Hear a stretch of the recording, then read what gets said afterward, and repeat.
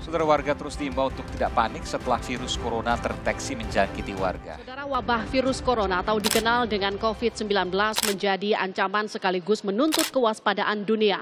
Jumlah kasus dan pasien yang meninggal dunia akibat terinfeksi corona terus bertambah.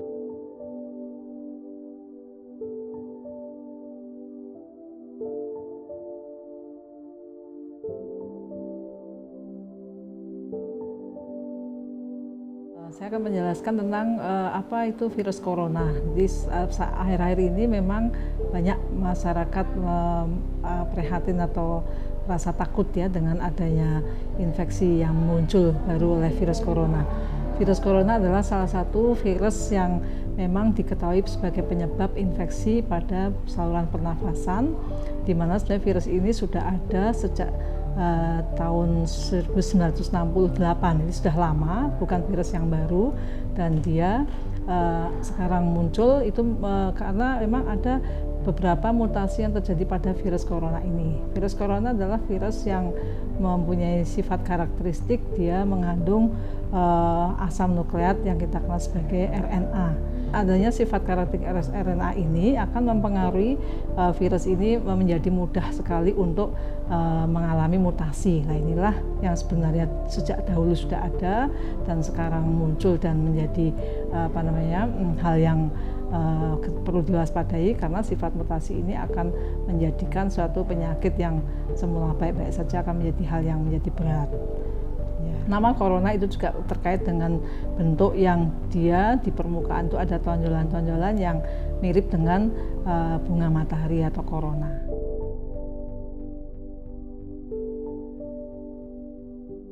Ya, untuk bisa menyerang tubuh, virus itu kita harus ketahui bahwa virus itu bersifat intraselular obligat. Maksudnya bahwa dia harus untuk bisa hidup, dia membutuhkan sel hidup lain, jadi tergantung dengan sel hidup lain.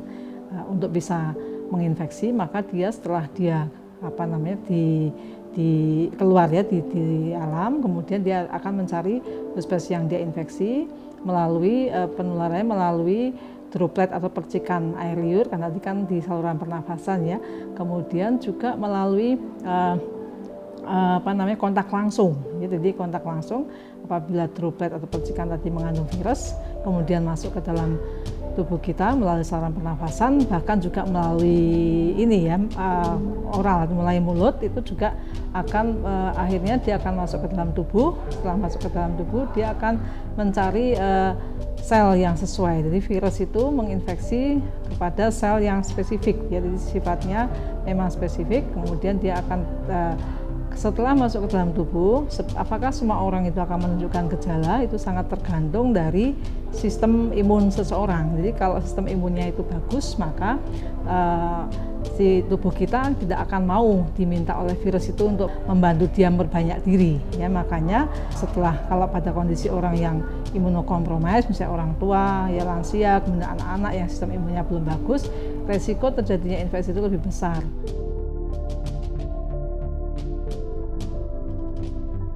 Saat seseorang yang terinfeksi virus corona ini adalah demam ya. Demam itu sebenarnya suatu sinyal.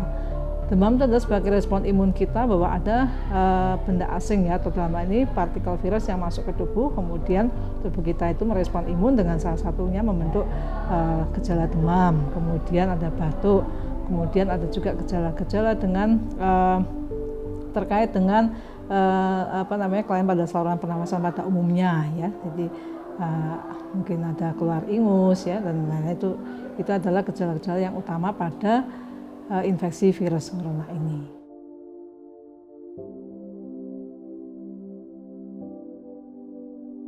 Kalau misalnya untuk meningkatkan daya tahan, banyak sih zat-zat yang baik itu alamiah maupun yang sintetik ya, dibuat dalam bentuk obat atau mungkin makanan-makanan yang sifatnya meningkatkan sistem imun itu cukup banyak.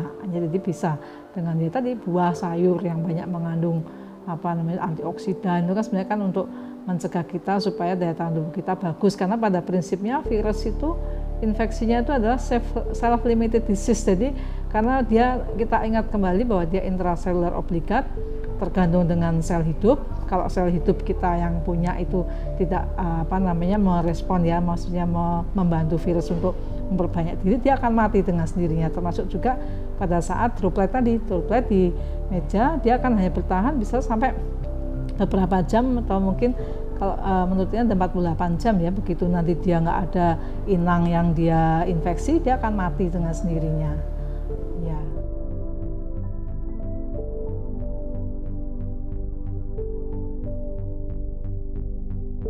Kalau kita mengetahui ada orang demam, batuk, kemudian apa yang dilakukan, kita memberitahukan kepada mereka untuk mewaspadai, untuk tidak menularkan dengan mengedukasi menggunakan masker.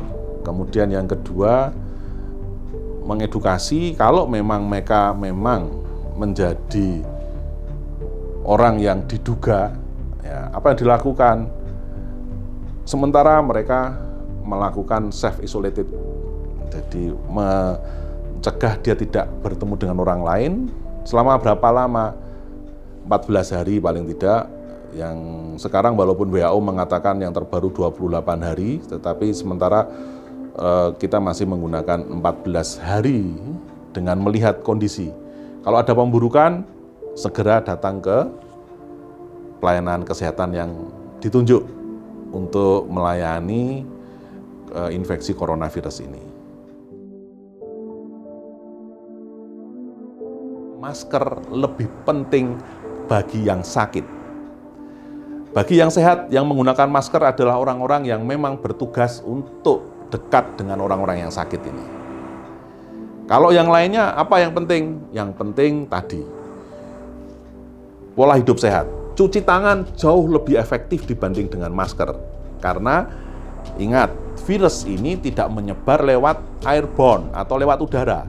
Dia menyebar lewat droplet. Sehingga yang terjadi, dia bisa saja menempel di berbagai tempat. Dan yang sangat spesifik lagi dari virus ini mati di suhu 26-27 derajat. Artinya kalau di Indonesia dia akan cepat mati karena suhu kita di angka 30 derajat. Dibanding kalau di Eropa ataupun negara-negara yang lebih dingin. Ada yang mengatakan banyak ada film di beberapa channel YouTube ataupun di grup WhatsApp itu ada orang tiba-tiba jatuh terus meninggal.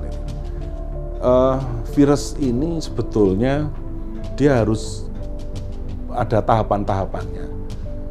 Kalau dari segi prosentase itu hampir hanya sekitar di bawah 5% yang akan mengalami critically ill, artinya menjadi jelek.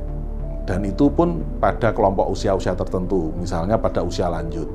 Mereka yang terkena infeksi corona ini pada usia lanjut memiliki resiko untuk terjadinya critically ill atau penyakit yang kritis yang bisa menyebabkan kematian. Penyakitnya apa yang kritis itu? Gagal nafas. Karena yang diserang adalah saluran nafas. Sehingga tampilannya dia sesak, kemudian sulit bernafas sehingga membutuhkan alat bantu nafas. Prosesnya tidak serta-merta tiba-tiba dia meninggal begitu saja. Ada proses. Sehingga kalau ada gambaran yang mengatakan kena virus tiba-tiba terus meninggal di jalan, sangat tidak sesuai dengan gambaran klinisnya corona ini. Karena corona harus tadi ada tahapan-tahapannya. Dia masuk ke critically ill dulu, gagal nafas, sehingga nanti harus membutuhkan alat bantu nafas, baru setelah itu kalau gagal meninggal. Memang dari yang critical ill ini angka kematiannya sekitar 50%. Tapi itu kan 50% dari 5% yang tadi, yang menjadi kritis dari yang terkena virus ini. Artinya ya sama, angka kematiannya akhirnya hanya sekitar 2-3% tadi. Nah, ini yang kadang-kadang terus menjadi momok, nanti langsung bisa meninggal. Belum tentu, masih bisa kalau kondisi tubuh kita baik. Makanya kalau kita tertular, kemudian memang kita terkena virus ini, apa yang harus dilakukan? Ya salah satunya bagaimana menjaga agar tubuh kita tetap sehat. Karena virus ini juga bisa dilawan oleh daya tahan tubuh kita yang baik. Dengan pola makan yang sehat, istirahat yang cukup, terus kemudian dengan pengobatan yang tepat, insya Allah ini jadi bisa kita tangani dengan baik.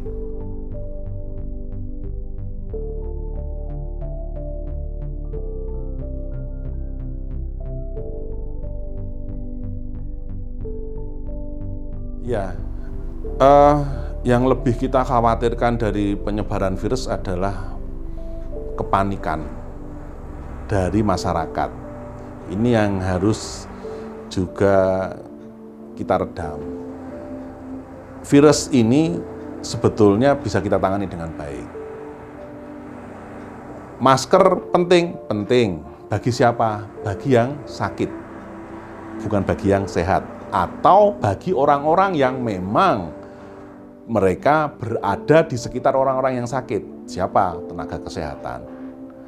Untuk itulah, kadangkala kita harus menyadari mana yang benar.